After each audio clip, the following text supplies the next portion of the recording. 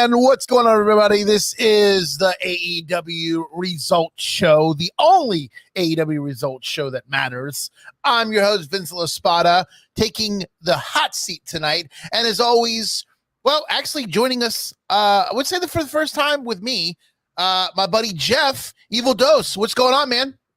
What's up? This is actually, I'm John Taffering this shit like Bar Rescue. Some of you might remember me from like 2.5, 3 years ago when I was part of Unpopular Review, or from a few weeks ago when I was doing the NXT review show with my good man, the bad guy Jack, and apparently got rehired. So I just left another network. I was planning to not do anything and enjoy my free time, but said, you want to come back? I said, sure, why not? So here we are. So apparently, it's so scary, it's so evil that Dan the Man just he's in the wind. He didn't get enough of the Evil Dose. Might be joining us momentarily is our actual host, Dan the Man. He's stuck in traffic at the Orlando Magic versus Miami Heat game. So he'll be joining us momentarily. What did you think overall, before we get into it? What would you rate tonight's AEW Dynamite? I thought parts of it were good. I liked the end of it. I thought parts of it were clunky. They have a couple of things that are almost interesting, but they've managed to sort of make them not so interesting. I still feel very much like, even after 4.5 years, that it's still sort of an amateurish show, and they weren't helped very much by apparently the Turner networks having various blackouts throughout the show. In addition to their planned blackouts, they're supposed to be spooky, and you couldn't really tell which was which. But it was across Fight TV, it was across Comcast Infinity, it was just everywhere, universal. I want to give tonight's show a B-. I really think it was a little let down tonight. And I want to ask you, Jeff, where are, we watch Dynamite all the time. And then we watch Collision, because we do a Collision show on Saturdays. I don't see these empty arenas that people keep taking pictures of. I honestly feel like people are taking pictures of the empty arenas before the actual broadcast to post to say that they have no fans. What do you think about this? Well, I know that's not the case, because they may be taking the best pictures for their narrative, but we know tonight they were where they were. They were in Oklahoma City. That's why Jim Ross was back. And I've been to that building. I've been to Oklahoma City way too many times in my life. At least 15 times I've been there. And it's called the Cox Arena, or used to be called the Cox Arena. Holds at least 12 or 15,000 people.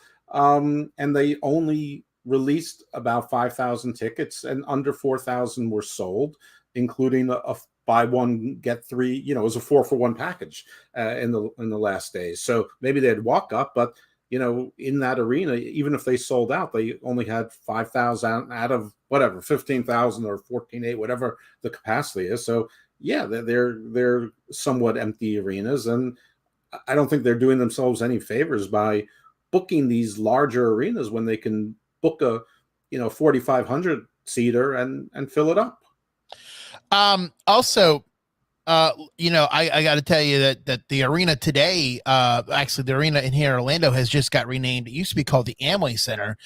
Now it's called the Kia Center. So I do know how there's a lot of changes, I feel like, going on with arenas today. A lot of banks are pulling out, and a lot of the car companies and a lot of the other places like Target at Walmart, they're all taking over. But let's jump right into the AEW Results Show. Let's start off with the very first match of the of tonight's broadcast. It's going to be on the Gold League for the Continental Classic. We have Roosh taking on Shane Swerve Strickland. What'd you think about this match, Jeff? Of the 3 Continental Classic matches tonight, this was my least favorite match, although I, prefer some of the competitors. I'm a pretty big Swerve fan. I think he's probably the most criminally released person from WWE. or in top 3 anyway. And I think he's been mostly misused in AEW until very recently, and even then a little bit.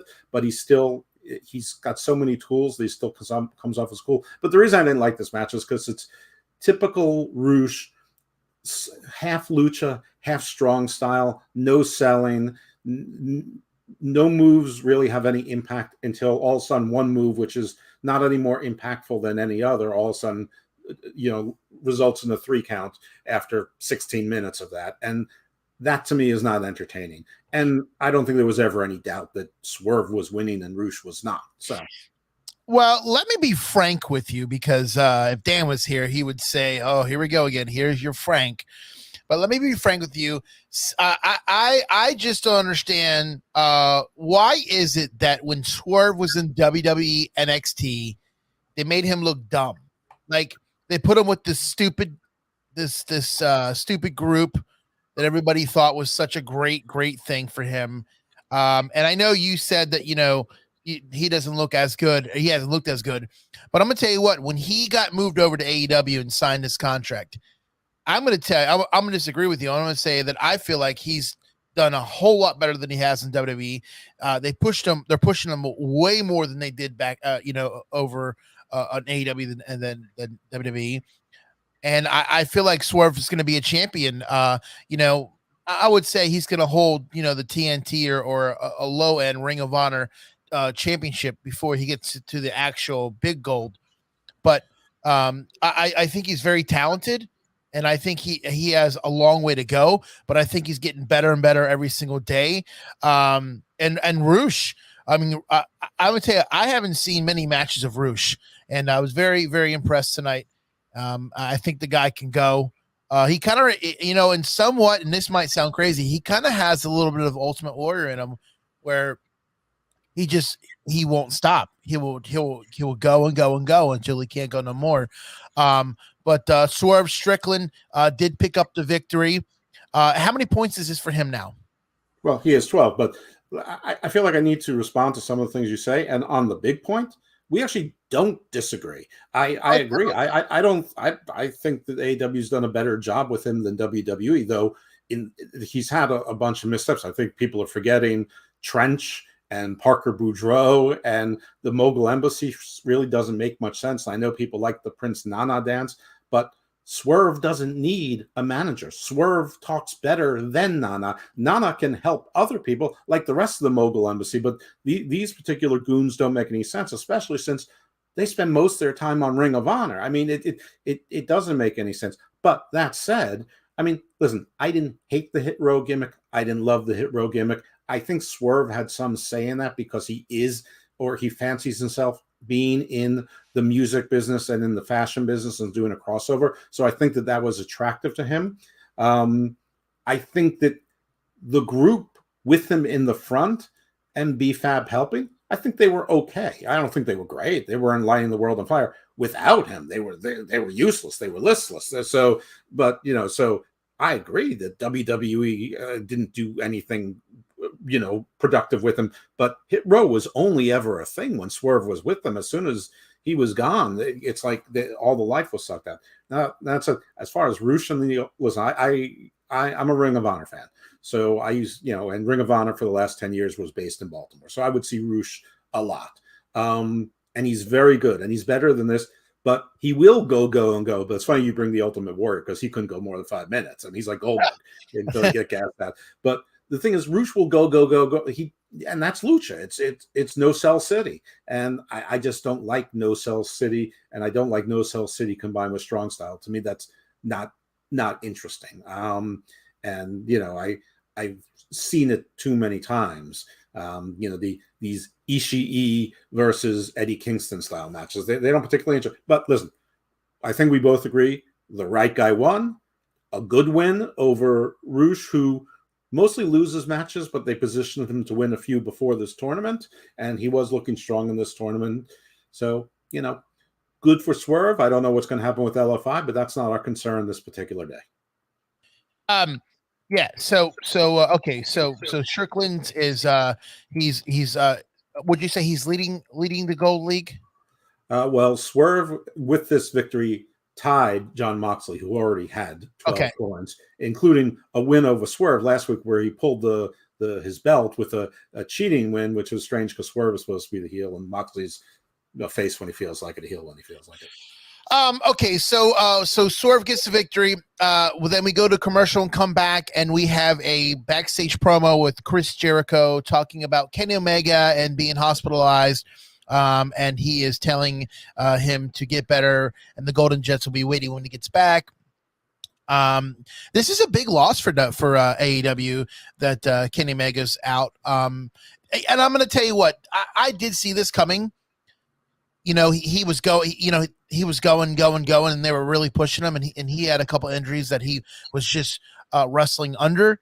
So I did see, what I mean, it was going to happen no matter what. I mean, the guy was eventually going to just fall, and he was going to have to get better. So, it is unfortunate because we're starting a new year, and as a person that owns a company, you would want everybody to be 100%. But this is not the case. I mean, what would you say if you had a guess? What you think we're going to see Kenny Omega anytime in 2024, or maybe towards the end, or maybe towards the summer? Well, I don't think anyone should be surprised when anybody in that company, really in this industry, but especially that promotion, gets injured. But Kenny got diverticulitis, and I don't, I'm sure stress can play a factor in that, but I don't know that his wrestling or his schedule had anything to do with that. I mean, someone's diet might, but as far as I can tell, his diet is excellent. So this might just be bad luck, but diverticulitis comes in all forms. And I don't think we know. They said they caught it early, but diverticulitis can be something where they treat you with, medication, for a few days, and then you heal up. Diverticulitis can be something where they do surgery and take other parts of your intestines to basically patch up other parts of your intestine or reroute your intestines.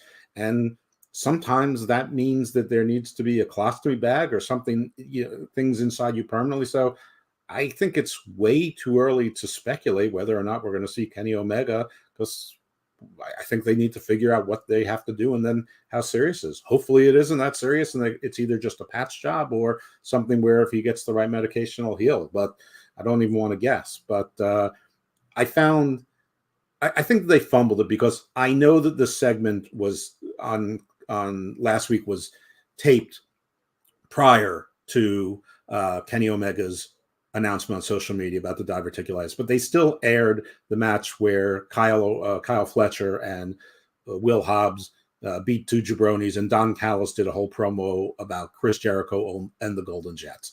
They could have kept the match in and cut out that promo. It was useless at that point.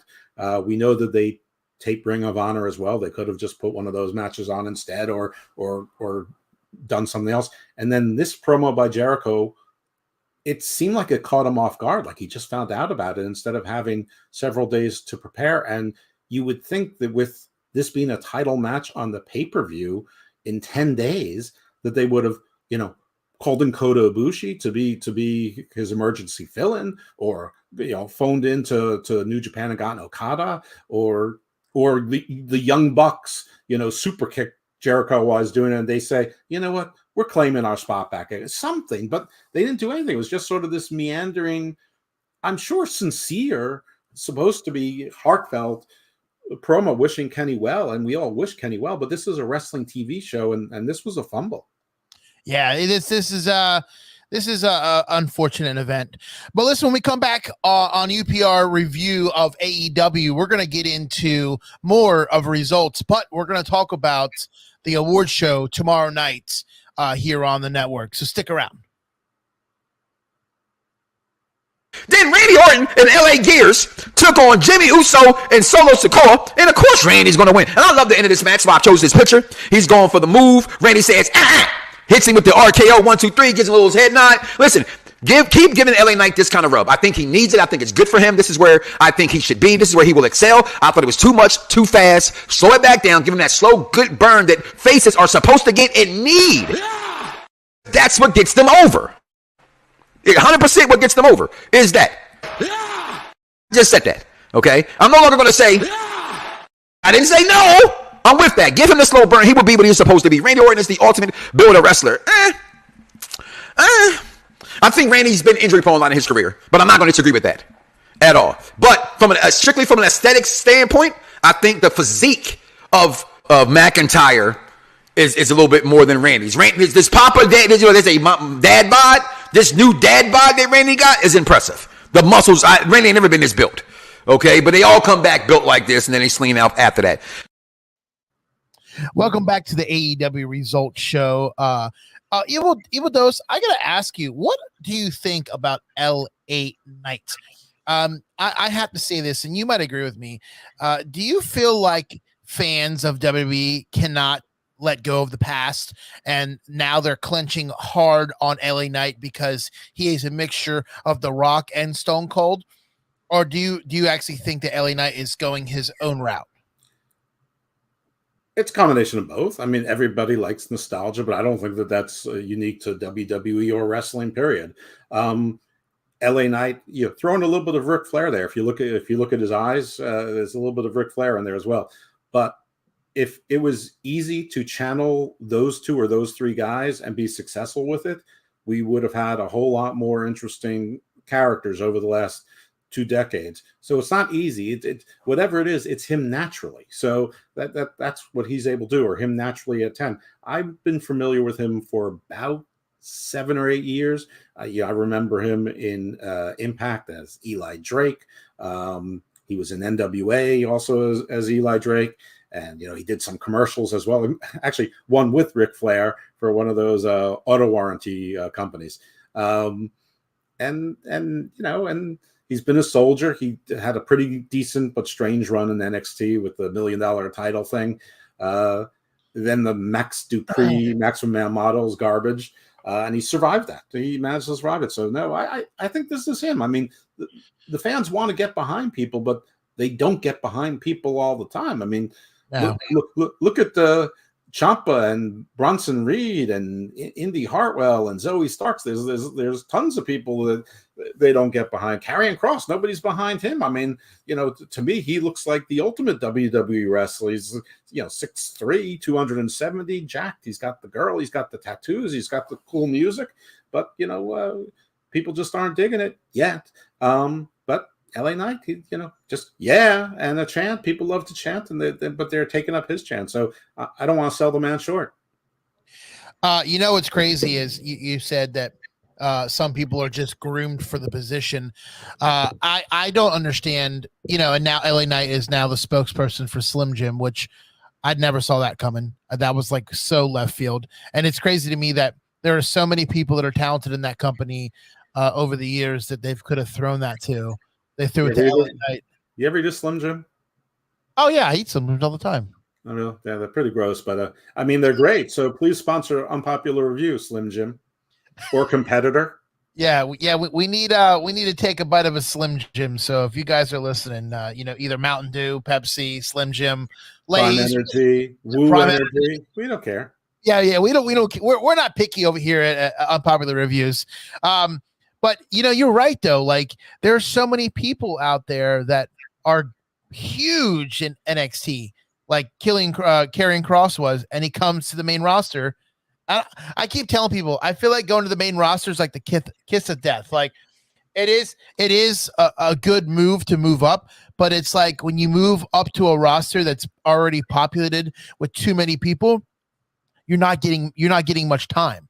Well, everything has too many people, and not everyone gets time. You have to make it and earn it. And right, LA Knight managed to do so, and others won't. But the machine's going to keep chugging. That's what NXT is. That's what the Performance Center is. That's what the NIL program is. So it is always to keep the coffer stacked. And if people watch the breakout star men's side, I mean, they've got some young lions there. It's making me feel reminiscent about the Nexus and going back to the new blood. Back when Palumbo and Chris Candido and Sean O'Hare and Mark Jindrak and all those guys were young and as that faction. So not all of them are going to work out, and not everyone in NXT is supposed to work out. I mean, if NXT graduates 4 or 5 people to the main roster every year, it's overachieving, and it looks like they're way on pace to do that. So hey, keep it up. Well, that's got to be Big Daddy. Definitely not cool. Steve Esteban Pineapple. Yeah, Steve loves jobbers versus jobber matches. Let's jump right back into the Gold Continental Classic match. We have Mark Briscoe taking on Jay Lethal. I still can't believe Jay Lethal is still going, man, after so many. I know he's a young guy, but I would say Mark Briscoe. Huh? He's younger than Mark Briscoe, not by much, but he's younger than Mark Briscoe. I always said to myself, I never saw Jay Lethal as a champion. I mean, he's a great wrestler. He has, he's a really good young talent. But to me, he doesn't do it for me. Like he doesn't show me that he has what it takes to hold the big boy. I agree with you 100%. Jay Lethal might be the oldest 37-year-old I've ever come across, but let me say something nice about AEW, about the entirety of Mark Briscoe's run with AEW when it involves Jay Lethal has been respectful. They haven't gone the stupid Mark Briscoe's a face, Jay Lethal's a heel, so they hate each other. They've always remembered they knew each other, liked each other, respected each other, and they've managed to walk that tightrope, including things. And I don't think this is a shocker, but Jay Lethal's obviously going to leave his group of jabronis, and Jay Lethal and Mark Briscoe are going to form a tag team. And I'm proposing the name the Honor Jays, so that you're honoring both the late, great Jay Briscoe, and you have the Ring of Honor code or name that both of Jay Lethal and Mark Briscoe were stalwarts there, bulwarks of that company. And I think it honors Jay without trying to, because when you have Mark and Jay again, I think it honors the Briscoes without sort of rubbing it in our face. Yeah, no, I agree. This match, I feel like it could have been a little bit better. I mean, these guys are going back and forth, and I feel like Mark Briscoe is a little softer than Jay was. I think Jay Briscoe was he's a lot more physical than Mark. Yeah. But I got to tell you that, and when you watch Jay Lethal, you can tell that Jay Lethal is not the same Jay Lethal he was in TNA or Impact. He's starting to slow down a little bit. He's not doing as much of as crazy stuff as he used to do. Mark Briscoe takes the victory, and he will not be leaving this board anytime soon. This man is showing to everybody that he is not leaving without a fight. So Mark gets one win, Jay ends up winless, but yeah, I agree. I mean, the match was fine. It was good. It was fun to watch, and it was respectful. But yeah, I think that Mark Briscoe looked a little bit clunky, especially as they got into the deeper water. I don't know if he was sucking air or whatever. And Jay Lethal has definitely slowed down, but he's always been a slow-paced wrestler. It's just sort of been covered up by the people he's worked with, but he's always been a safe and fluid wrestler. Just in his age, I think he's getting a little bit less fluid. So the fact that he's safe in setting up spots is a little bit obvious. But I don't have any problems with this match. Right guy won.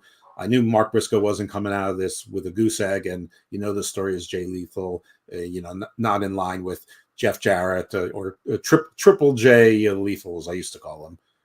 I guess they'll be breaking up pretty soon.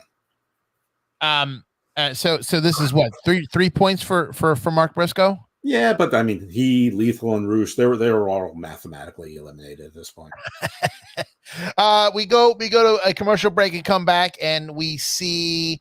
Actually, no, I'm sorry, I'm reading it wrong. We're still there, and we're going to a video package of MJF being introduced into the National Jewish Sports Hall of Fame. I did not know this was a thing. No offense to anybody that's Jewish. I just did not know that there was a Jewish Hall of Fame. And there probably is an Italian Hall of Fame. I mean, there's probably a lot of Hall of Fames. But you gotta say, MJF is not the same MJF we saw 2 years ago. And, he's playing more of a baby face. He's actually playing more towards the crowd. People are loving it. They're eating it up. And especially with Adam Cole, they're loving this tag team, this Ring of Honor tag team run with these guys. Right tag team run. Adam Cole's been injured longer than they actually had the goal when they were both functional. Very true. Very true. We come back from a commercial, and Samoa Joe is entering the ring with a mic. And he's talking about. Let's leave that for a second. Do you know anyone else who was in the National Jewish Sports Hall of Fame? I have no idea. I mean, Mark Spitz. I remember there was a point where all three of the Miami Dolphin quarterbacks, Jay Fiedler, Dan something, Dan Mann's in there. I don't know, but all three of there was Alex Friedman. I think there was a lineman. Maybe it's not Alex, but a lineman for the Broncos. There's got to be. I mean, is Barry Horowitz and Bill Goldberg in there? Are they both Jewish? Sure. Oh, well then I guess if they are, we missed it because I never seen them. Sandy Koufax. I mean, he's probably the original, right? Goldberg is too busy going to Atlanta Falcons games, sparing random fans and saying you're next. Okay. Well, I don't know. I'm just like there were Jewish cowboys who spent lots of money freely and were terrific shots. I'm sure there were plenty of Jewish athletes in the National Jewish Hall of Fame. I just can't think of too many. Before we get into this, I got to tell you, man, I am not sold on Samoa Joe. I'm not saying he's a bad wrestler. You don't think the kid's going to make it? He doesn't have a future in the business? No. I just at the end of the day, I mean, he's already made it. You know what I mean? He's gone from Impact to WWE to NXT. Now he's in AEW. So, and if there was a WCW, he probably would have went there as well. I just don't. I look at him like I look at Taz. When Taz used to wrestle, yeah, they're a little different, and I mean they have some similars, but I don't see him as a threat, and nor do I see MJF as a threat. Like I think MJF now wrestles like the Miz did when he first came in the business, very very particular, very soft, and he tries to take the cheapest way out. Not saying that MJF can't wrestle, but when somebody else is in the actual match, like Samoa Joe is going to carry the match in a lot of the spots. Don't you agree? I mean, he's going to have to, because MJF has an injured hip and an injured shoulder. Apparently, he can't lift his arm above his shoulder, which is something that Kota Ibushi was saying a couple of years ago, and we've seen him come back. He's big but puffy when he was not puffy before he was ripped.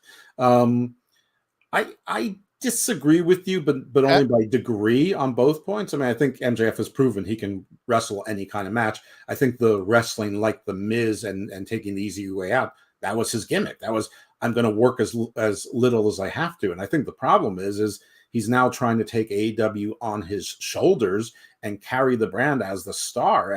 And it's either going down or staying the same. And I think then he just pushes himself harder. So when he was originally doing this face thing, for a while, the sort of the odd couple of Adam Cole and MJF, while was campy and corny, it was funny, it was amusing. But then Cole, of course, did what a spindly little man does and manages to get hurt. And I'm sure they're waiting for him to come back soon for a possible reveal. Who knows? And MJF tried to be full on face. I'm your scumbag, but when the audience stopped reacting, when the viewership started going down, when he started losing viewers in quarters, he's gone back to his heel lingo just as a face. And the crowd eats it up, the fans eat it up, but he doesn't come across as, I mean, when you're calling Samoa Joe fat, I mean, that's not original. But it's also not what a face does. So, he's been sort of stupid. Like he was just criticizing this very night. He criticizes Samoa Joe for not having his back when he told him he was having his back. And in the next scene, he tells Samoa Joe, why don't you just stay over here and I'm going to walk this way? And then goes to confront a room where he has a pretty good idea that there's 5 guys, 4 of which are competitors. So, he's been a dumb face and a dumb heel when before he worked as little as possible. Now he's the Ring of Honor tag team title, and he'll defend them alone. He defended them alone twice. He's defending them now with Samoa Joe. I mean, he'll work twice on a pay-per-view. I mean, this is not the same character. It doesn't feel natural. It feels artificial. I think that's wrong. He used to feel natural, maybe over the top, but natural. We all knew this natural douchebag that was in our fraternity, in our high school, wherever. now he feels produced. Well, As far as Joe was concerned, I think Taz comparisons are always going to be there, but he's bigger. He's bigger and he's better and he's lasted longer than Taz. Well, they're going to have to because MJF and Samoa Joe both got jumped by several of these masked men and dressed in black. And it happened. I mean, there must have been about 10 of them. And we see the lights go out and the masked devil himself flashes the screen. It has a message that he wants to tag next week on Dynamite for the Ring of Honor Tag Team Champions, and Samoa Joe answers, "We accept." So next week in Orlando is going to be Samoa Joe and MJF as the AEW excuse me, Ring of Honor Tag Team Champions against the mask. Well, exactly, against two. Who is the masked men? I keep telling everybody that it's some of the Undisputed Era is what I think it is. I think it's a couple of them. I could be wrong, but I do have a feeling that Adam Cole is behind this whole thing. Well, yeah, I mean, I think that it's Roderick Strong, the Kingdom, and Wardlow, whose hair's been getting messier and messier for no apparent reason other than maybe he put a ski mask over his head. By the way, he cut a promo earlier, but we don't need to talk about it because it was meaningless. It all says, "I'm coming after you, MJF." And then Tony Schiavone said something stupid, which is standard for him, which is, I don't think Wardlow's coming for a title. I think he's just trying to break MJF, which is the exact opposite of what Wardlow said, that he wants to take the title from him. He said it many times. And yeah, I think that Adam Cole was always supposed to be the devil. I'm not sure, I don't know what his event horizon for return is. And then when they need him, they seem to be able to cover for it for a while. Anyway, yeah, so this segment I thought was clunky because, they brought out so many bodies. It started to feel like Retribution, Aces and Eights. It's starting to feel a little bit like the Black Scorpion. It's just do the revelation already. We know that everybody's hurt and you haven't figured out what the story B is. At this point, we know it's going to be disappointing. Just rip the Band-Aid off and get it over with already. Just do it. Now we go to a backstage vignette with Renee Paquette interviews best friends. And I think this is pretty interesting. Ricky Romero says Rocky. he spent, I'm sorry, excuse me. Thank you. Rocky Romero says he spent 329 days as the CMLL World Historic Heavyweight Champion or Welterweight Champion. What does that even mean? Like, is there something that we're missing? Do you know what that means? He held the CMML welterweight. Basically, it's a lightweight title that he held in CML. Rocky Romero is New Japan's goodwill ambassador to every other promotion. But every time I see Rocky Romero, I'm like, he's taking TV time from somebody that's paid by AEW that we don't see enough. That's more interesting to watch than Rocky Romero. And this is just another make a match for Orange Cassidy. But I don't care about any of this because I don't care about Orange Cassidy. I don't care about the international title. I mean, he just used that verbiage to make the Orange Cassidy think that he was giving me a clue that he wants to go for the international title. But the only thing I care about here is, for the love of God, Chris Statlander, invest in a bra. Wear a bra. These outfits are not flattering. You got saggy boobies and you're showing them to us. I don't want to see that. This is not sexist. Women have been wearing bras for decades, if not longer. Just do it. This is not revolutionary. Just please, for the love of God. Are you saying she has pancake titties? I am saying that, and the clothes she wears are not flattering. And like, she was not with Best Friends for a while. Now she's back with Best Friends again because they have no other plans for her. I mean, yes, she was a terrible champion. I get it, but with that championship money, she could buy some bras. I mean, we cut back to a for the AEW Women's World Championship #1 contenders match between Saraya and yours truly. Go ahead, tell me who it is. All 84 pounds of Rio. Yep. But before that, we have a Tony Storm joins the commentary team. I keep telling everybody this, and you're probably going to think I'm totally stupid for saying this. This is just a plain ripoff of Goldust. in black and white. This is a ripoff. I mean, don't call yourself short. I'm going to call you totally stupid about lots of things. But I mean, it is. I mean, listen. She's not playing Goldust. She's playing. Oh God, what's the manager? What's the manager of Goldust? You the expect woman. me to remember this from 1,000 years ago? Anyway, she's playing. To me, she looks like she's playing the manager of Goldust. I forget what her name is. It was Terry Reynolds as well. Yes, there you go. She's playing Terry Reynolds, and I don't like this whole this whole get up thing with the Hollywood Tony Storm. But listen, we got to take a commercial break. When we come back, we're going to get right back into that result for the AEW number one contenders women's championship match. Stick around. You're here listening to the Unreal Reviews AEW Results Show. Best Actress of the Year, we have Halle Bailey, Margot Robbie, Angela Bassett, and Rosario Dawson. So looking forward to that one. And then for Best UPRE Host of the Year, we have the Next Doctor, See the Superior, the Executive Consultant, James, and one Mike Knox. For Best Comic Book Movie, we have Spider-Man Across the Verse, The Flash, and Blue Beetle. For Movie of the Year, Barbie Movie, Creed 3, Oppenheimer, and Across the Spider-Verse. For Best TV Show, Loki, Snowfall, Power Book 2, as well as Wednesday. For Funniest UPRE Host, we have Vic, E-Boogie, the Executive Consultant, James, and Mike Knox. And for Best UPRE Show, we have UPR Battles, The Movie Reviews, and the Trio of Destiny. Wow. Well, let's break this down, man. So tomorrow night, I assume I'm ineligible for any of these awards because I haven't been here most of the year. I mean, I'm not in it. So stop the steal. This is a big lie. I love how Chris puts himself in there all the time too. I love all the Chris. Chris That's is the funniest. So UPR's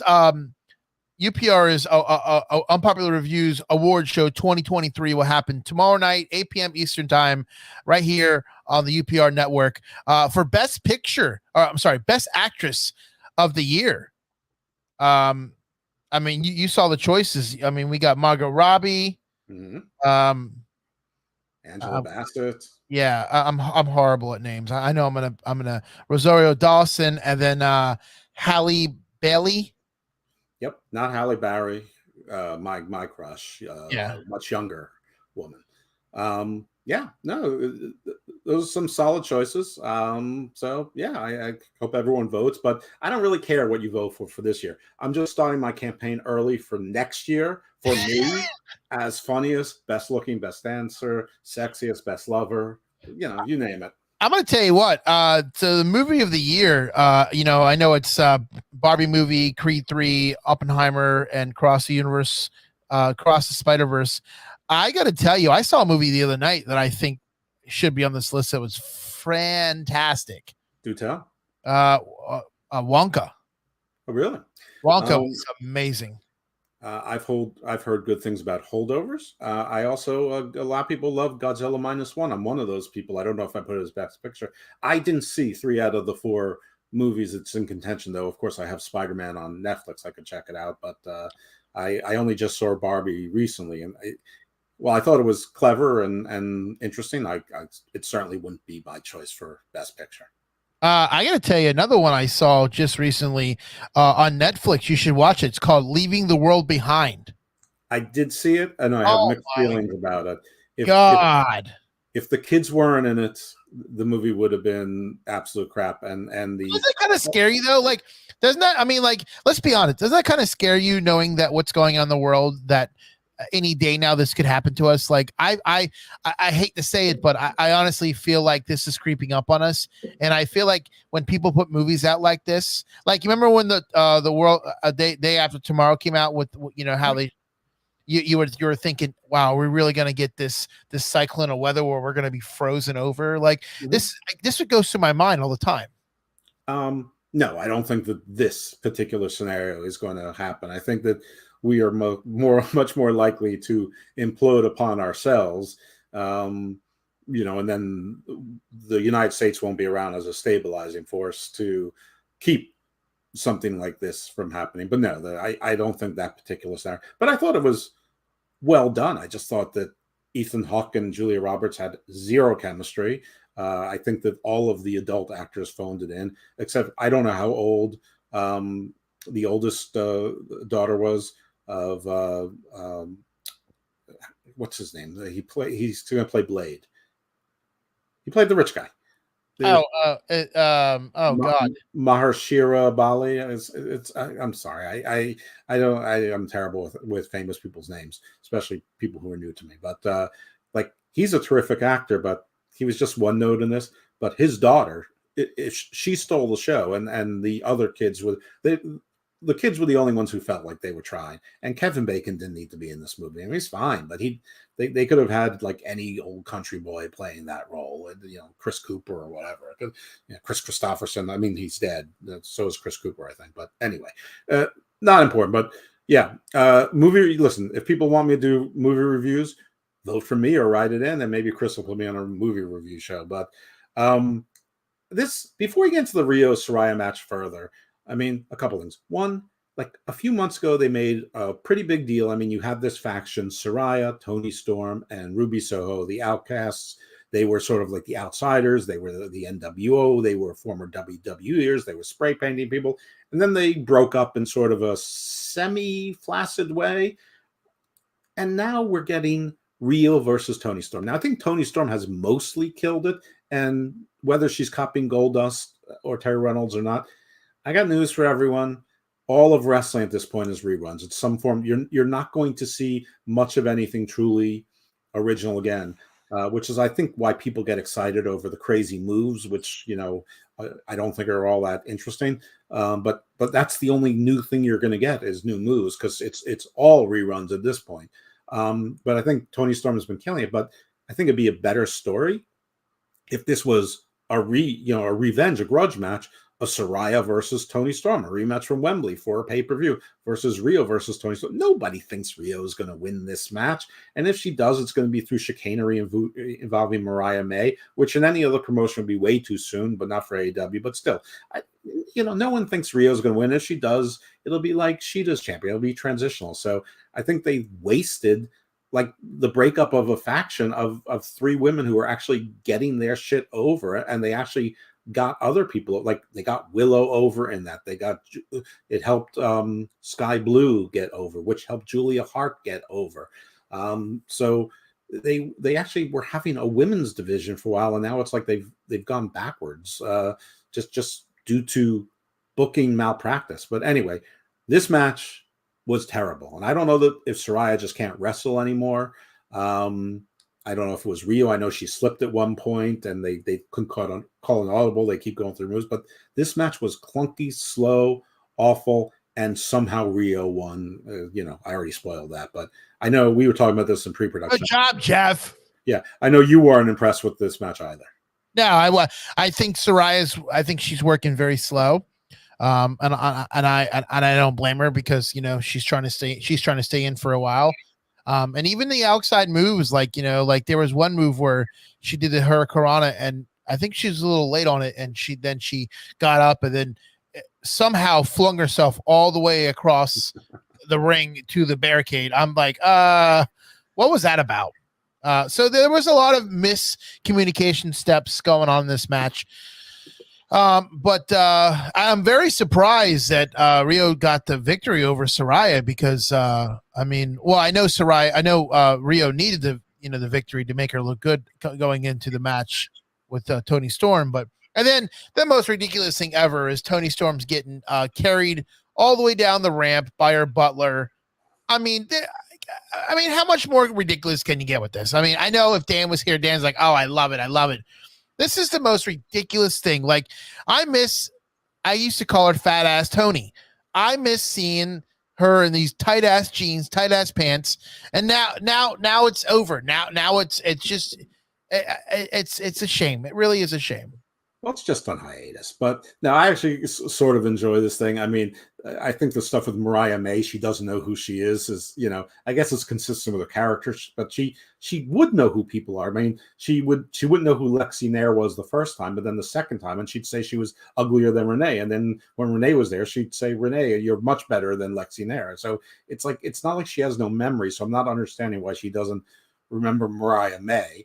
And so that's a little bit goofy. I just wish that they did one thing, how they go from the black and white and then to color. I wish that whenever she was on the screen in color, they put in, I'm older than you, but I'm sure you've seen older movies that when they first went from black and white and color was a special thing, they would put presented in Technicolor. I just wish they would put presented in Technicolor across the screen when they switched from black and white to color. Wasn't that with Wizard of Oz? Did they do that a little bit where they had, there was one part of the movie where she was in Kansas and it was black and white, and then they went to Wizard of Oz. I just found out, I don't know if you know this, that Yellow Brick Road, mm-hmm. That's actually a road in North Carolina. Yep, I did know that. I just found that out. Somebody told me that it's still there, and this is where they shot Wizard of Oz. I had no idea. Yeah, well, listen, that's good. It's America first, right? We go backstage to see MJF and Samoa Joe, where they find a mask on the floor outside the dressing room. And this is just going to go back and forth until the match. I mean, we're probably going to see this happen on Rampage. We're going to see it happen on Collision. I mean, it's just going to go back and forth. And then we get a promo with Tony Schiavone. Well, I mean, you're sort of skipping the confrontation between Swerve and MJF, which excuse me, sorry, which had some really good parts in it, but it also had some really not. I mean, it was good, but it was too long. Like it wasn't crisp. They could have used. It's like Tony got that 5-minute overrun, and I'm wondering why tonight. It seemed like they let that go on forever and ever, and so Jon Moxley could have a 3.5-minute entrance. It did run a little long. Do you think it got a point? You think it got the point across though?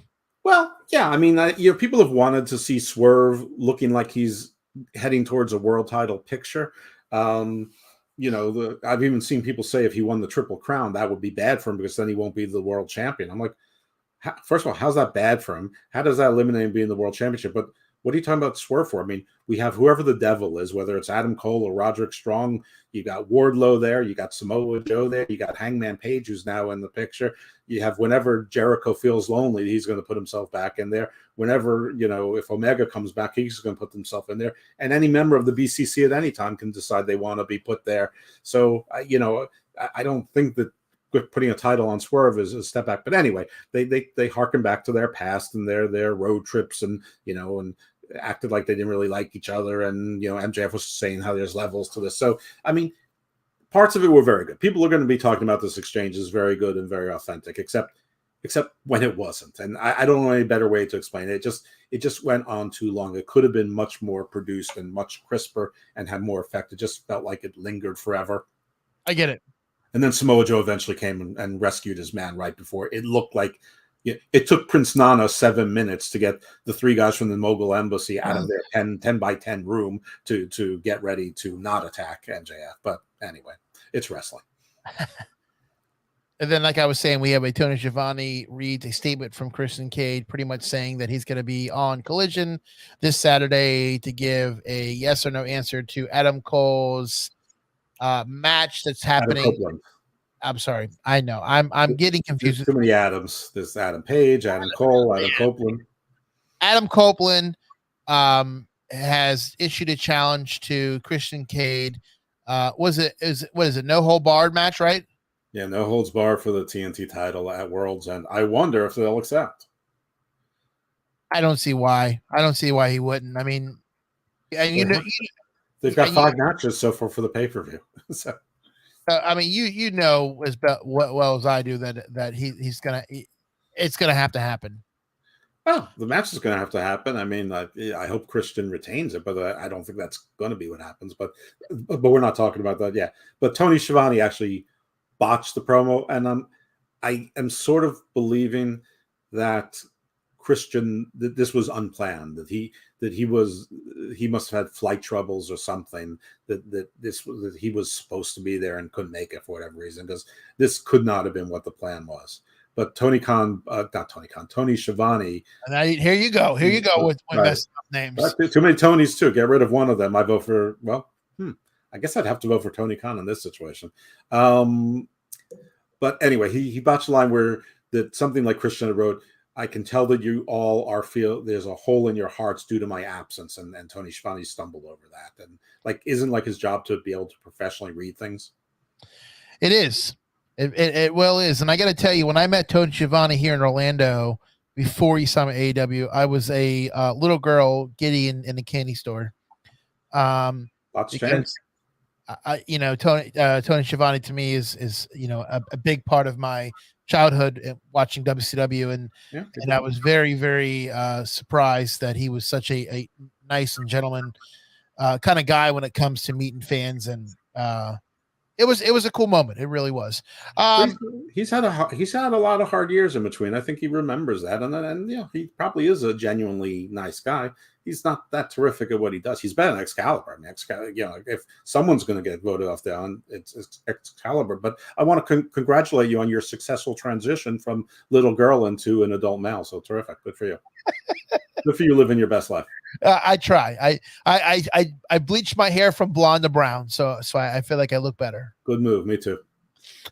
The next match, I don't really know the person, so I know Roderick Strong's in the match. Who is this other person? So that's Commander. One of the Phoenix impersonators that Alexander Abrahandes has to hype for because he doesn't speak English. And of course, like Lyra having the belt. She's had a. Whoa! Hey! Is that a sign? I thought we just did a commercial. All right. Well, listen, that might be a sign. Let's take a commercial break. We'll come back here with the AEW. This is not brand for AEW. We have technical issues. I said something controversial. Some people agree with me, some people don't. And I think we talked about this a little bit last week. I said that I believe that Jey Uso is the most over wrestler, the most popular wrestler right now in WWE. Some people say, "Oh, you're crazy. It's LA Knight." Some people say, "Oh, you're crazy. It's Cody Rhodes." I think it's Jey Uso. And every time there's somebody who's gaining popularity over Cody Rhodes to a certain extent, they start dishing out the L's to him. And I think Jey Uso has lost a lot more matches than he wins. And I think it's doing discredit to the service of Jey Uso simply because of the fact that you want to keep Cody strong. You're overproducing Cody, and he's actually not suffering from what normally happens when somebody's overproducing WWE wrestling, and that's when they turn him. They haven't turned on him yet, but sooner or later, the intelligent ones are probably see it. But the slower ones that you all are, the slower ones are going to start realizing you turn on them as also. But that's just my opinion. When you're watching the product, are they as entertained with a Cody Rhodes match, depending on who he's in the ring with, as they are a Jey Uso match? And I bring this to your attention. I'm going to mention more about it later. When Cody Rhodes was wrestling Shinsuke Nakamura, the fans were not as into that match as they were with Jey Uso and Roman Reigns. And what makes it's not even just the history; it's the word "yeet." They wait for everything that Jey Uso do. They can't tell you what he just did, but everything he does, yeet. This is our first matchup of the evening. Yeet, just like yeah, or what? It's over. Yeah, but if Roman didn't restrict it, it would not be over. I think it would have been over without Roman restricting it. Yeet. Oh, wow. Look, the man. Now, let me ask you something before we get in here. Was this game really worth missing this show? Is it ever worth seeing your favorite team live and in person? Oh, God. You mean me and Vinny?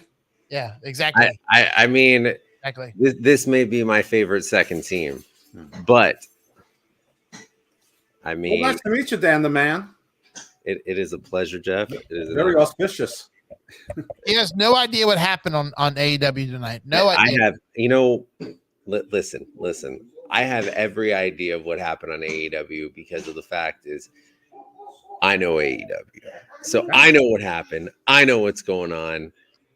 Tony Khan was in the back, and things got a little real. All right. Ooh, okay. We had some craziness tonight. We had a great show tonight.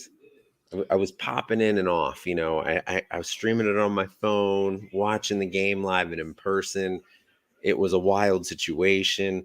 This Continental Classic is getting out of hand. It's getting out of hand, guys. Exciting. A lot of things to be excited about. I mean, there's a lot happening. Tickets are on sale, you know. Tickets are on sale, and Revolution. And Vinny and I are going to be on at Dynamite next Wednesday night. You're going to be at it physically. We will physically be there, live and in person, not just in spirit, but so definitely hard. Does that mean I'm going to be doing the show myself with 2 other people, or there is a damn good shot? No, I'll be in there. I'll be there. Yeah. I'm walking out of the building with the phone in my hand, ready to do a show. There is a damn good shot that we may be live streaming from our phones. Yo, get some media passes. We're going to be in there like swimwear, guys. It's going to be wild. It's going to be a great time. I'm looking forward to it. We got the Continental Classic. We got the blue and the gold finals. I'm excited. We're going to see MJF. Guys, I'm geeked for it right now. Yeah, who do you think that MJF and Samoa Joe, the totally legitimate Ring of Honor Tag Team Champions, are going to be facing in this title match that they agreed to against any 2 people out of, I don't know, it seemed like there was 14 to 7,000 members of Aces and Eights and Retribution on tonight. So this is going to be the Devil henchman, right? Mm-hmm. So. They're going to come out of masks, right? Where no one's going to be revealed. I mean, I would think so. They can't take the L, can they? I mean, I don't think they can take the L in the tag match. I mean, maybe, but I don't think so, because number one, you're not going to have MJF lose, and dark hour, because it's most likely going to be dark hour, right? Or is it going to be the first match of the night, they're saying? Oh, I'm sure it's going to be televised, but I think they're going to do a reverse where we don't actually get the match, but this time it's going to be Samoa Joe laid out. Could be. MJF is legitimately hurt, and I think he needs to. Right, a fan yelled there was Bully Ray. Actually, on Twitter, I responded to John Draper. People know him from Wrestling Soup and from Spitball Media. I tweeted to him today that I'm just waiting on the signing of Bully Ray. Listen, if they sign Bully Ray, AEW down bad, guys. Yeah, I mean, because the Aces and Eights things. I mean, the only reveal at this point that would be fantastic. Well, there's 3, and they all have the same last name: Vincent, Stephanie, or Shane McMahon. And it's going to be neither of the 3. No, absolutely not. I mean, realistically, guys. I mean, don't we kind of think it's Adam Cole? Yeah, I think it's Adam Cole. I just don't know how serious his injuries are or aren't. And I know that like people like Dolph Ziggler or Ali, someone tweeted today, what if it's Matt Riddle that's the devil? I'm like, well, then it's Matt Riddle that's the devil, and the story makes no sense. I mean, if it's Ali, it's like Retribution 2.0, which would be hysterical. Listen, if it's Matt Riddle all of a sudden he switched from marijuana to acid. Well, we don't know that he switched. We don't know that he ever was not on acid. It's just it wasn't his first choice. We don't, but I mean, we're going to presume. We're going to presume here, right, guys? I mean, come on. Well, I'm gonna tell you guys both this. You're both wrong. It's not Matt Riddle. I just talked to Matt Riddle, and Matt Riddle told me that he is gearing up for a MMA return. Yeah, Matt Riddle actually is going to be here. He's going to be in Maryland Championship Wrestling on the February 4th, facing former Dolph Ziggler. And you know who else is going to be on that card? Alberto Del Rio. Alberto Del Rio. Come on. I think we're gonna go to that show. It's been a while since I've been to an indie show. If you don't count Ring of Honor or AEW as an indie, I mean old Ring of Honor. But yeah, I think we're gonna go. There's some other people too. There's Natalia Markova, who's been in NWA recently. There's some names on there. It'll be a fun show. I mean, and there's a few big names that are out there right now. I know Camille is also out there in the free agent market. She will be January 1st. She will be. I'm hoping she'll be in the Rumble. Mercedes is also out there, but I mean, I think we're kind of hearing some rumblings that she's probably headed to another promotion that is probably number 3 right now. Hey, I just watched Mercedes the other night on AEW. What do you mean? Hold on. Mercedes was asking. You're talking about Martinez. Mercedes was asking for Charlotte Flair money. They don't have that at TNA, and she's not doing that kind of favor for her friend Trinity. I'm just gonna say Mercedes Moné ain't performing before weekly viewership of 100,000 or less. I don't think she's that good anymore. I would tend to agree with you on that, but the issue that we're having here is TNA promised a groundbreaking person, and I mean, listen. This will be Tony Khan major announcement level egg on your face if it's not Mercedes or Okada. When is this? When is this happening? Except that it's TNA and nobody cares. When they signed Brian Myers and Eddie Edwards, nobody cares. Listen, I know this is an AEW, show, but TNA is still has the affiliation with AEW, and TNA is no, they don't. Promotion. Well, they have that working relationship. No, they don't. That ended well over a year ago. All right, guys, let's get into this Commander versus Reddick Strong match. Get back to the AEW results show. I'd rather argue.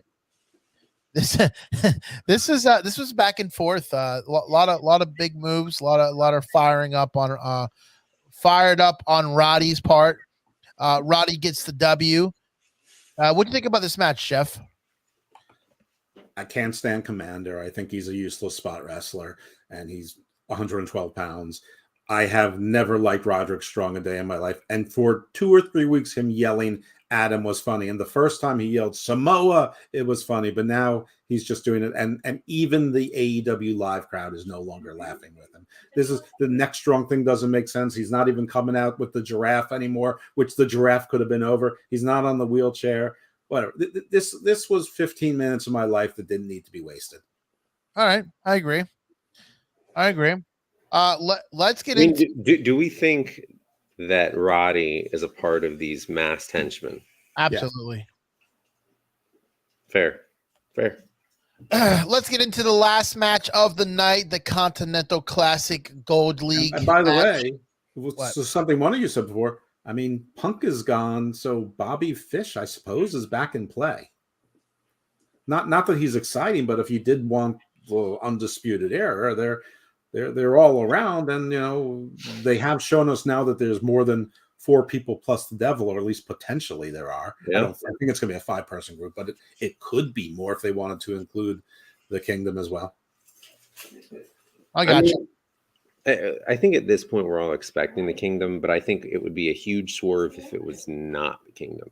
You know what was a huge swerve? Seeing the AEW gang enjoying Aquaman 2. And those totally non-rehearsed and organic reactions to a movie that has 0 people excited. Count me as one of the people that are excited for Aquaman. One of the 0? One of the 0. That's not how zeros work, but okay. 0 plus 1, baby. I'm sorry you like garbage. What, Jeff, are you looking forward to this movie? No, not in the least. I thought Aquaman 1 while I watched it. I'm like, this isn't too bad. And the more I thought about it, the more I hated myself for watching it. And this one, I mean, they should just put it straight to Max and just be done with it. Yeah, I think anything that DC does lately, except for Wonder Woman, sucks. But they've already said the Snyderverse is dead. And there's going to be no more movies in this universe. So why even release this movie? Because they already made it.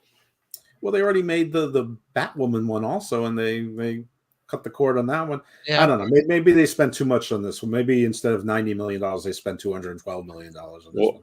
I don't know anyone that ever said I'm excited to see Batwoman. Until now, I didn't know anyone that was excited to see Aquaman 2. Now you know. All right. Well, it's time to go to school. It is time. It is time. Well, let's take it home, guys, with the last match. Switchblade Jay White versus Jon Moxley in the Continental Classic Gold League match. This one was a little wild.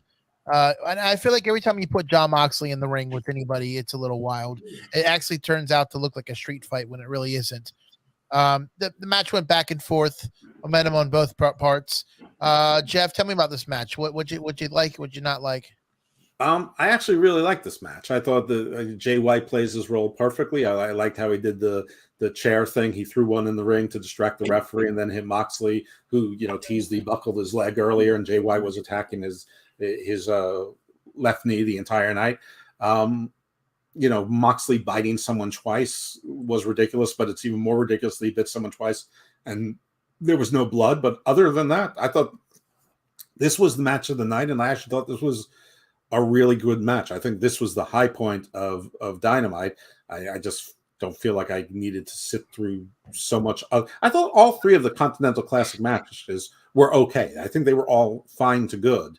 I just don't love a 2-hour show where an hour of it or more is just in-ring wrestling. I know that sounds stupid, but that's not what I like to see on a TV show, maybe on a pay-per-view. But anyway, no complaints about this match other than the little picayune one I said.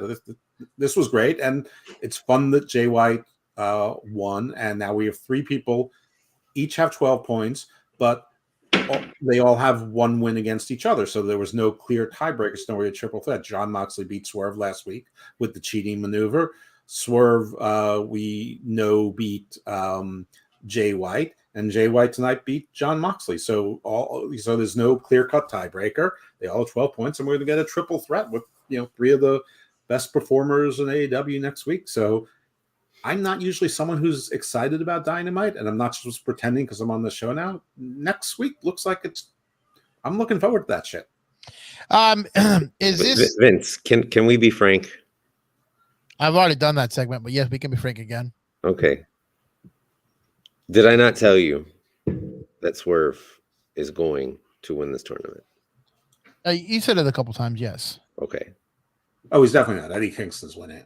Oh, definitely. God, he's garbage. Of course he is, but he gave up his Ring of Honor and his New Japan Strong Style. I mean, this thing is either going to be Combat Club versus Combat Club or Eddie Kingston's story. It is going to be Swerve against Bryan Danielson. That's fine. I mean that's the match. It has to be. Hey, I'm fine with that.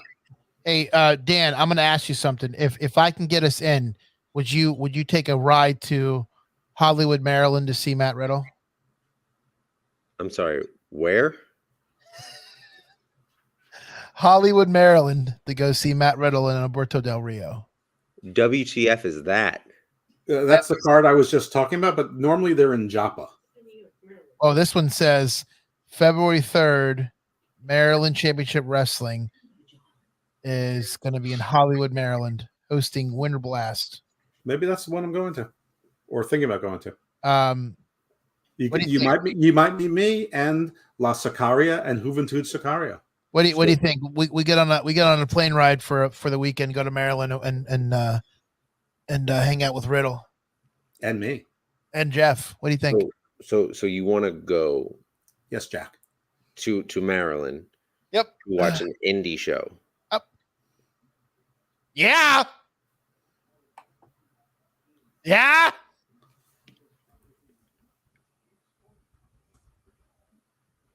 Maybe we can go out. Maybe we can go out and have some dinner with Matt Riddle. Can't we just do that without going to an indie show? Yeah, but see, Jeff's not there, so Jeff can't enjoy it. Listen, I'm gonna call Matt after the show, and I'm gonna see what he says. I'm 100% positive Matt can get me in with Dan the Man and Evil Dose Jeff into. I'll tell you what. If you can finagle it, we can talk about it. Okay. What do you think, Jeff? Listen, I'm in Maryland, so it ain't nothing but a thing for me. I mean, Hollywood's a little bit of a longer drive for me, but yeah, I mean, if people are coming in for it, sure. Where do you fly into to go to Hollywood? How far is the airport from Hollywood? I mean, the only airport in Maryland is Baltimore, right? BWI, so it's also the cheapest that you would go to. I mean, your other choices are Reagan and Dulles, which are both in Northern Virginia and more expensive. So, there might be regional airports around, but unless you're taking a Cessna or a private plane, you're not going there. Okay, so there are dates. There is Saturday, February 3rd, Winter Blast Tour in Hollywood, and there is Sunday, February 4th, Anniversary 2024 Fan Jam in Joppa. at 12 and 5:30. So it does look. What's Fam Jam? Don't know the difference. I'm on their website. I mean, we can probably read about it off-site, but I mean, after the show is over. But if the actual wrestling show is in Hollywood on the 3rd, yeah, we'll boogie on down. All right. Well, we see that John Moxley gets interrupted with the match with Swerve, which cost him the victory, and Switchblade Jay White picks up the victory, which is a big victory over John Moxley. Well, Swerve didn't cost him the win. I mean, I thought, yeah, but I saw him come out at the end. I thought he cost him. No. Swerve came out only after the match was over. Okay, so I must have mixed it up then. Yeah, he was basically JY was. I must have been watching the Magic and the Heat game. That must have been my fault. He was attacking the knee, and then when Moxley got back into the ring, he basically was. He had a couple of boarded efforts at the Switchblade, but hit the Switchblade and got a clean 3 on Moxley. So good on Moxley, who generously gave us a 3 count to somebody. And it's going to be a fantastic main event next week. I mean, what's the main event? The triple threat. Who's in the triple threat? Jay White, John Moxley, Swerve Strickland. Duh. Well, it could be Samoa Joe, MJF, and the Lone Ranger and Tonto. Yeah. I mean, if we can get the Lone Ranger and Tonto in here, I'm all for that. The Watchman, I don't know who's going to be there. Well, I get the Watchman too. Let's go. You know what? Dan might not be going to that because he said he really wanted to see Aquaman 2 on that day. Oh, well, I understand. I mean, I get that too. Yeah. I mean, if you want to see Aquaman 2, see Aquaman 2. Yeah, if you want to see Aquaman 2, they show it in Maryland also. It's a false choice. We have movie theaters. Oh, boy. I thought that was only a Florida thing. Yeah, sometimes it is. Yeah. Maybe for Aquaman 2. For Aquaman, it might be. Well, guys, that is all the time we have. That is our AEW results show for the week before Christmas. So thank everybody for joining us. Hold up. You're wrapping up. You don't need to wrap up. Oh, well, okay. I'm sorry. What, well, we do have to talk about the... You have to talk about the award show for Unpopular Review tomorrow night at 8-ish with every single Unpopular Review, almost every single Unpopular Review host on it as we talk about the best things that happen in the world of wrestling, entertainment throughout the year, acknowledge some of our great hosts here. A few things I want to say. One, going to Hollywood, Maryland, which is not even a real place. We're going to Hollywood, Maryland for a wrestling indie show. It's fanboyish. I can't believe you even think about doing that. I can't believe you even think Dan is going to go along with that.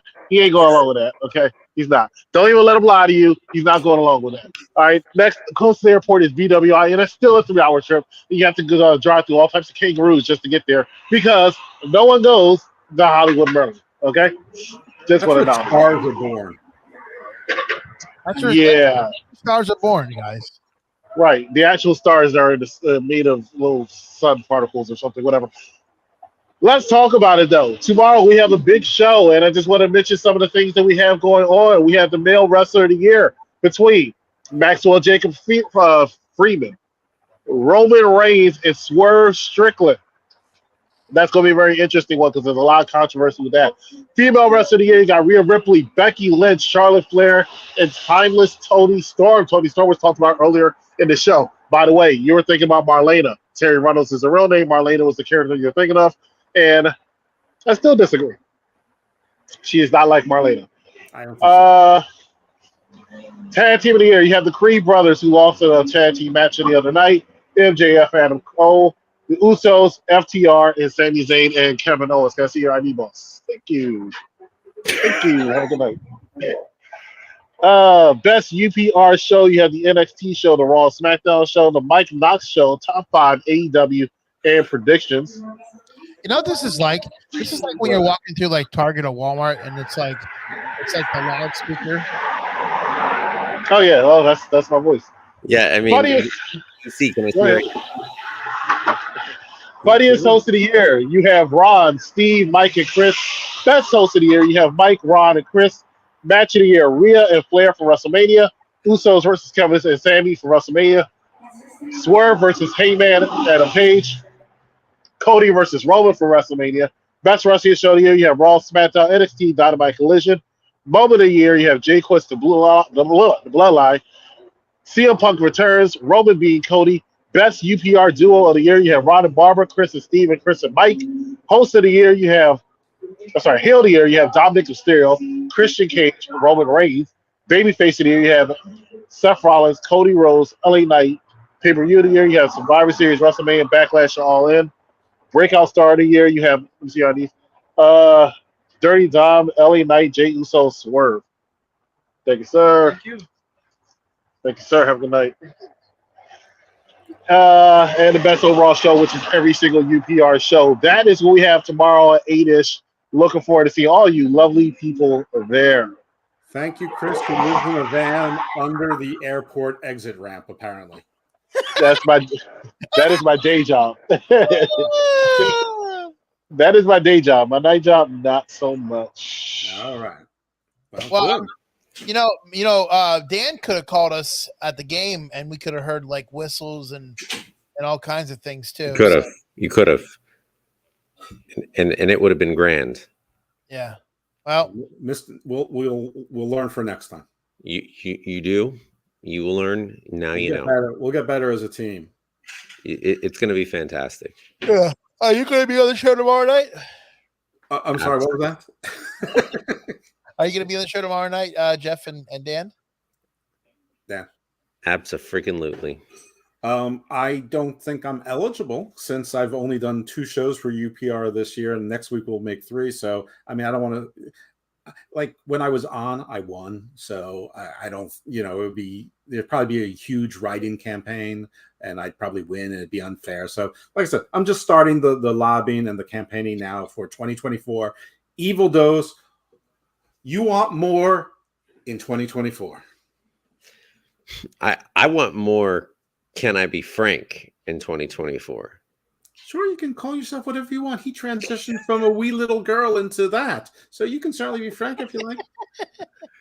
Abso-freaking-lutely. You know what? 2024, you live your best life, buddy. Let's get it. Let's get it. All Frank right. the Spank. Let's wrap this bad boy up. Thank you, Evil Dose, for joining us. Dan the Man, thanks for being late tonight and at least showing You're your welcome. You're welcome. On the show. I am your host, Vince Laspada, for tonight. This is the AEW Results Show. Until Saturday, guys. Maybe Saturday, maybe not. We're not sure. Saturday, we think we're going to do a show Saturday? I mean, I'm down to get some collision in. All right. Well, maybe Saturday. We'll see. Until next time, guys. Peace out. Stay evil, my friends. Stay thirsty.